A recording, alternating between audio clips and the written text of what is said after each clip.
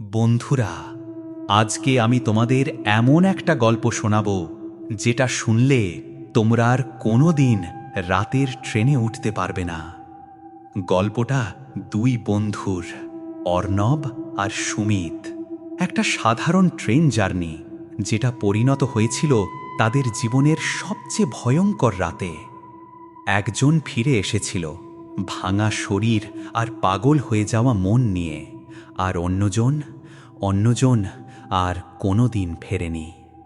তো বন্ধুরা, লাইট বন্ধ করো, হেডফোন লাগাও আর শোনো শেষ রাতের ট্রেন পার্ট 1।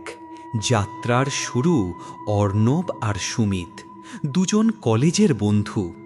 দুজনে মিলে শান্তিনিকেতনে একটা কলেজ ফেস্টে গিয়েছিল। ফেস্ট শেষ হতে হতে রাত অনেক হয়ে গেল।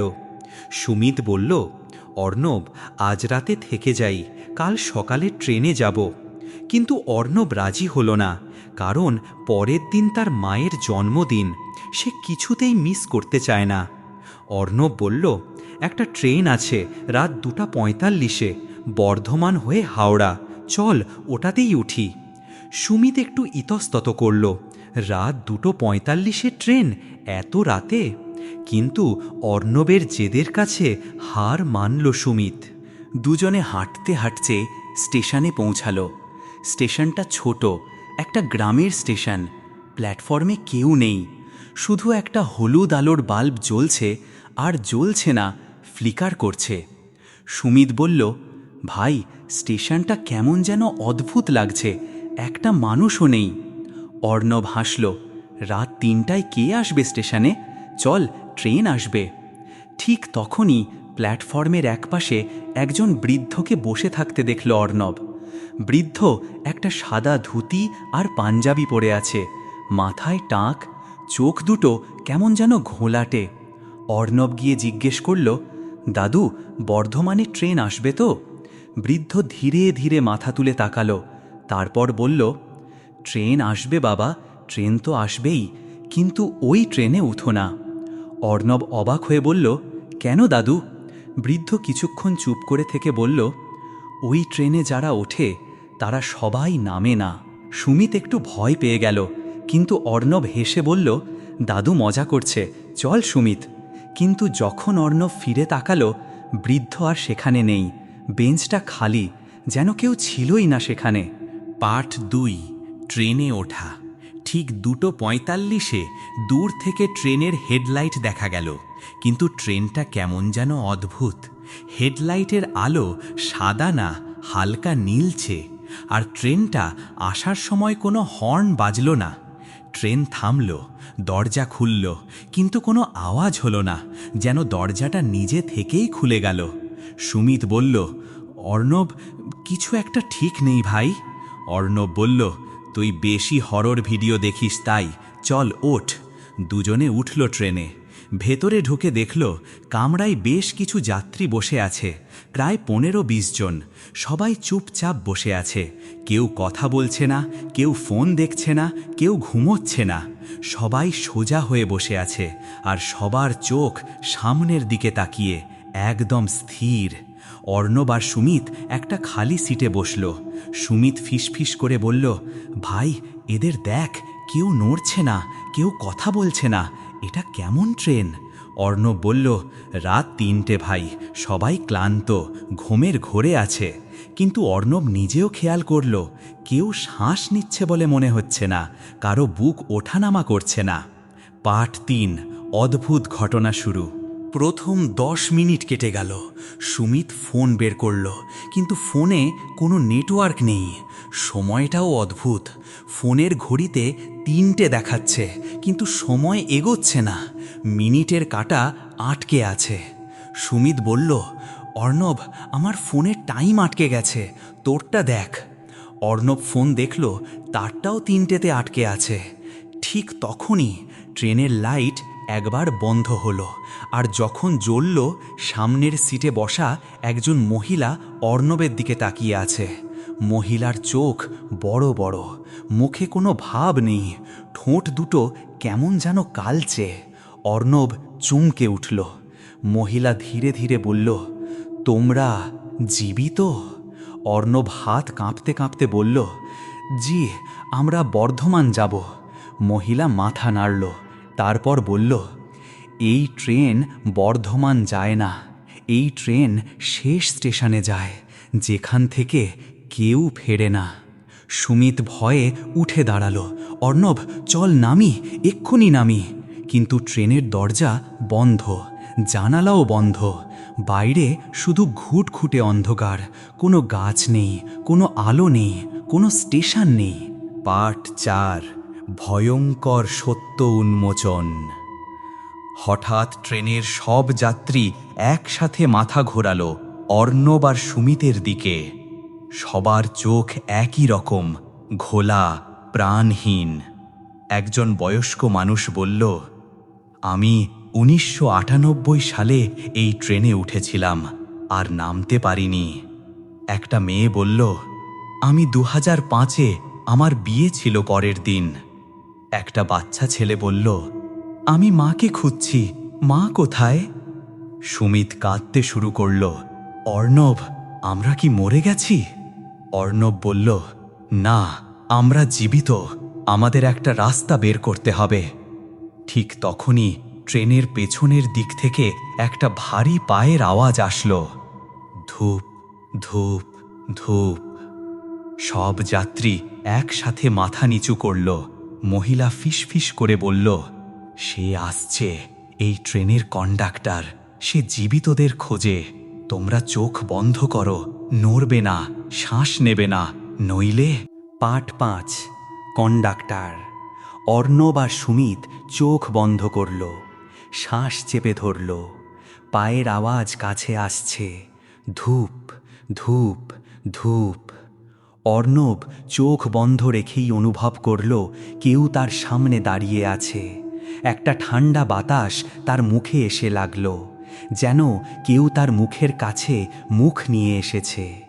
একটা ভারী ভাঙা গলা বলল, টিকিট? অর্ণব কোনো মতে শ্বাস আটকে রাখল, ঘাম গড়িয়ে পড়ছে তার কপাল থেকে। কন্ডাক্টর ধীরে ধীরে সুমিতের দিকে এলো। টিকিট?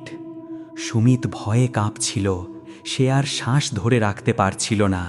আর ঠিক তখনই সুমিত একটা জোরে শ্বাস নিল, সব কিছু থেমে গেল। পুরো ট্রেনে পিন ড্রপ সাইলেন্স। তারপর কন্ডাক্টর হাসল, একটা ভয়ঙ্কর অমানবিক হাসি।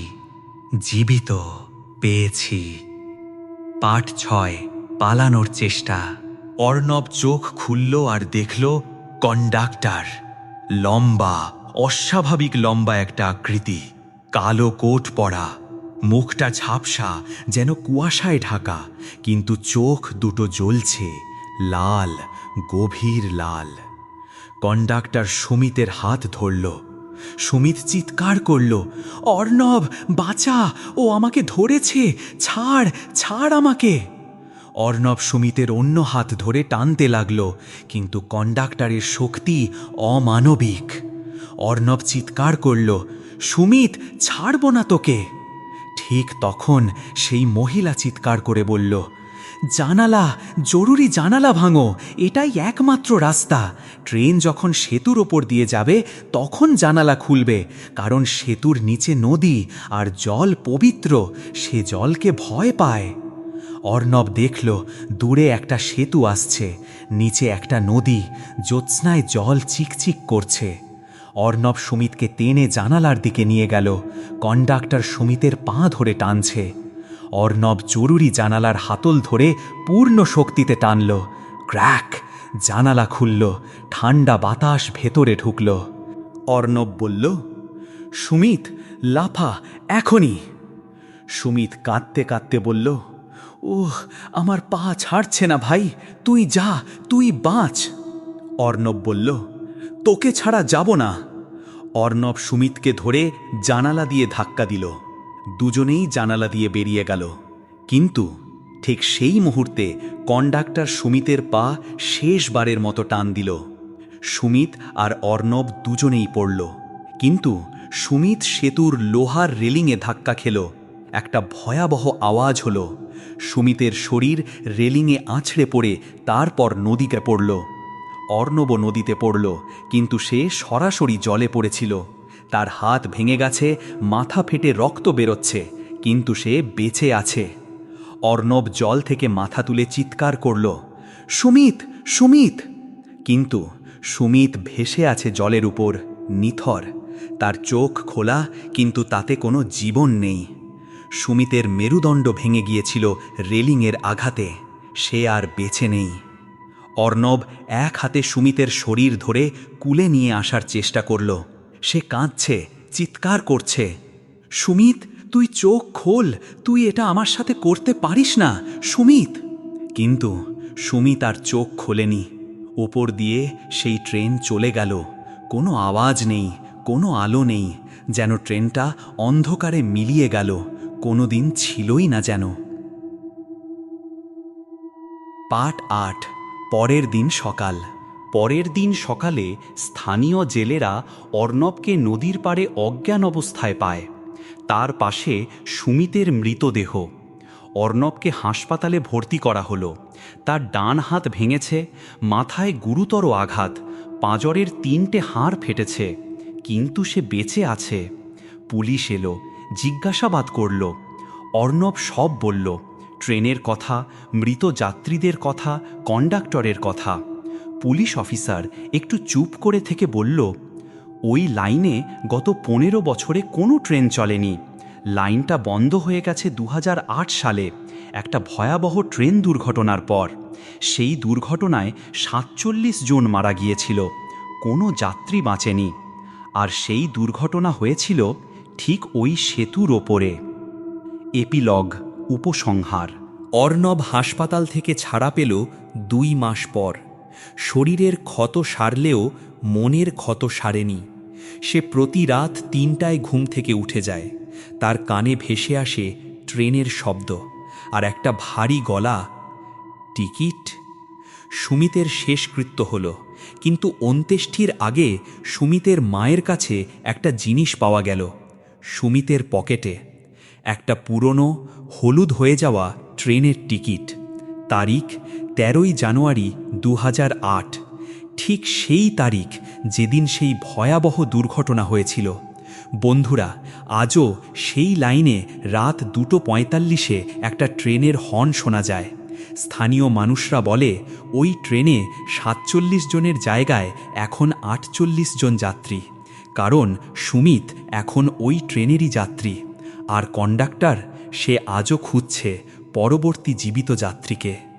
তোমরা যদি কোনো দিন রাতে একটা ফাঁকা স্টেশনে দাঁড়িয়ে থাকো আর দূর থেকে একটা নীলচে আলোর ট্রেন আসতে দেখো, তাহলে পালাও, কারণ ওই ট্রেনের কন্ডাক্টরের কাছে তোমার টিকিটও কাটা আছে। তো বন্ধুরা, কেমন লাগলো আজকের গল্প? কমেন্টে জানাও। ভালো লাগলে লাইক করো, শেয়ার করো, আর চ্যানেলটা সাবস্ক্রাইব করতে ভুলো না, কারণ এরকম আরও ভয়ঙ্কর গল্প আসছে ডগস ফ্লাইটে। আর হ্যাঁ, আজ রাতে ঘুমানোর আগে জানালাটা বন্ধ রেখো, কারণ ট্রেনের হর্ন শুনতে পেলে ঘুম আর আসবে না।